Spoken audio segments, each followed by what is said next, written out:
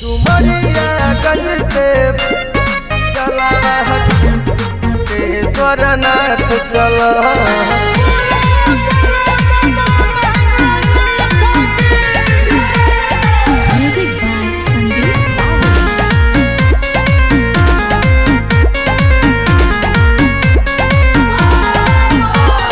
सावन के पावन चढ़ल महीना जे पहिला सोमवार ह।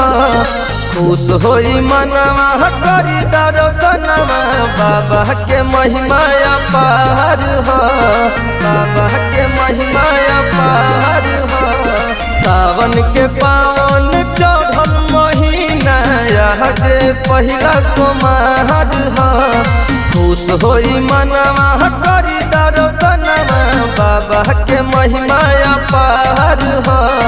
बढ़ जाई पावर कान्हा पकावर लेके ये बमय के साथ चल। बढ़ जाई पावर कान्हा पकावर लेके ये बमय के साथ चल। डुमरियागंज से भरी के जलवा ढारे कटेश्वरनाथ चल। डुमरियागंज से भरी के जलवा ढारे कटेश्वरनाथ चल।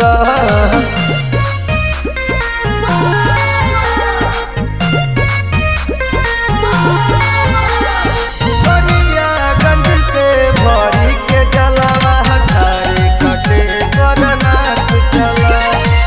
धीरे धीरे कदम बढ़ा के चला हिम्मत न हार बम हो। दे दी है बाबा सहारा तोहके कृपा हुई एक कदम हो। कृपा हुई एक कदम हो। धीरे धीरे कदम बढ़ा के चला हिम्मत न हार बम हो। दे दी है बाबा सहारा तोहके कृपा हुई एक कदम हो।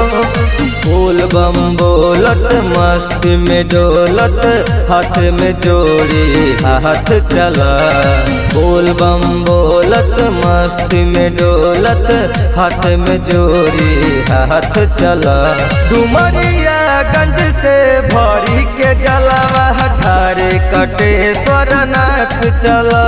डुमरियागंज से भरी के जलवा ढारे कटेश्वरनाथ चला।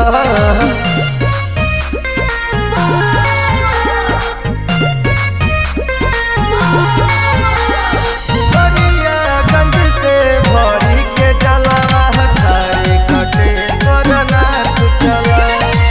सिरवा झुकई हा अरज लगई हा भांग बेल पत्र चढ़ई हा हो।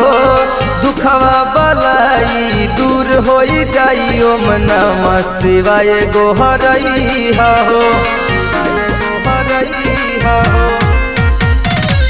सिरवा झुकई हा अरज लगई हा भांग बेल पत्र चढ़ई हा हो। दुखवा बलाई दूर होई जाई ओम नमः शिवाय गोहरई हा हो। बिट्टू बेदर्दी मिथुन यादव कहे माने के बात चल। बिट्टू बेदर्दी मिथुन यादव कहे माने के बात चल। डुमरियागंज से भरी के जलवा ढारे कटेश्वरनाथ चल। डुमरियागंज से भरी के जलवा ढारे कटेश्वरनाथ चल। चला ना ये भाई।